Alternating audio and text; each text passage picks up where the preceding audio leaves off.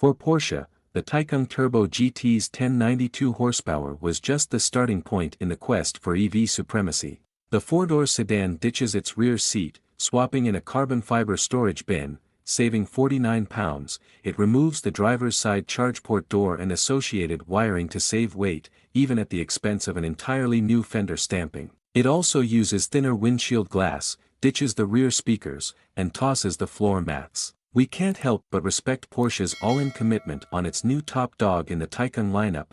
Granted, the most extreme measures come only if you select the WagleCAR package, which, in addition to the weight-saving measures, brings a large, fixed wing in the back along with front and rear splitters and underbody changes that help create to 175 pounds of front and 310 pounds of rear downforce. WagleCAR package cars also get gummy Pirelli P Zero Trofeo RS Elects track-oriented tires as standard, whereas they're optional on the more feature-laden standard Turbo GT. All Turbo GTs have forged 21-inch wheels. We drove Europe spec cars, which also get fixed-back carbon fiber buckets, but those don't meet US unbelted occupant crash requirements. Absurd US regulations strike again. Overall, the Turbo GT with WagleCAR is a claimed 165 pounds lighter than a regular Turbo GT and 157 pounds lighter than a Turbo S. The Turbo GT retains a 2-motor powertrain, but a 900-amp rear inverter, what converts the battery's DC energy to AC for the rear motor,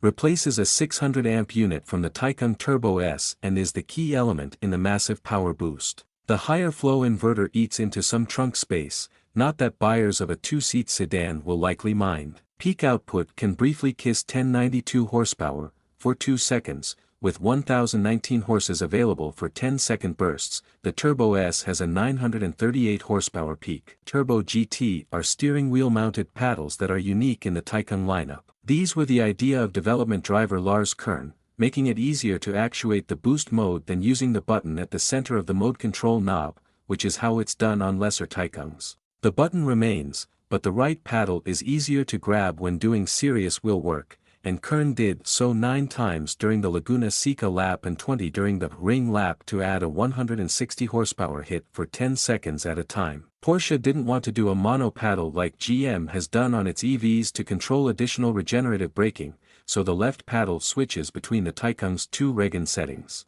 Every other WagleCAR package that Porsche has offered, which until now has only been available on sports cars such as the 911 GT2 and GT3 RS, the Cayman GT4 RS, and the 918 Spider, has cost serious money, typically $15,000 to $30,000. But on the $231,995 Taycan Turbo GT, it's a no-cost option. This perhaps says a lot about how many Taycan buyers the company believes are clamoring for such a hardcore electric sedan. But the big question, ostensibly the Turbo GT's reason for being, is whether it's quicker than the 1,020 horsepower Tesla Model S Plaid and the 1,234 horsepower Lucid Air Sapphire. Straight-line acceleration is too close to call, with Porsche's acceleration claims putting the Turbo GT right on top of or fractionally ahead of what we've measured from the other two. Porsche has already set records for production EVs at Laguna Seca and the Nürburgring, in both cases one-upping the Model S Plaid. At the Ring, the Turbo GT went nearly 18 seconds quicker than the Tesla and an insane 26 seconds quicker than the previous Taycan Turbo S.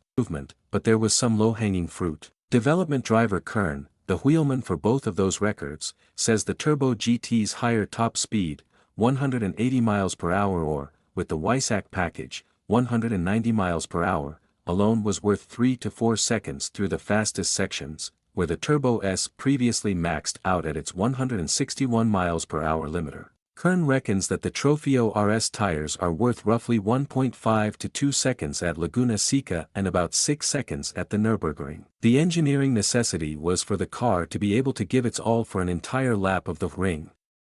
Kern recalls that during the record-setting lap, the battery temperature started at 57 degrees and rose to 144 degrees. Just shy of the 149-degree give point, at our last lightning lap outing, the Lucid Air Sapphire decisively set a new EV record, going nearly 11 seconds quicker than a 2020 Taycan Turbo S. But the Turbo GT, with acceleration equal to the Sapphire's, far more extreme tires, and about 350 pounds less weight, should have more than a fighting chance at taking back that mantle. We can't wait to find out if it does.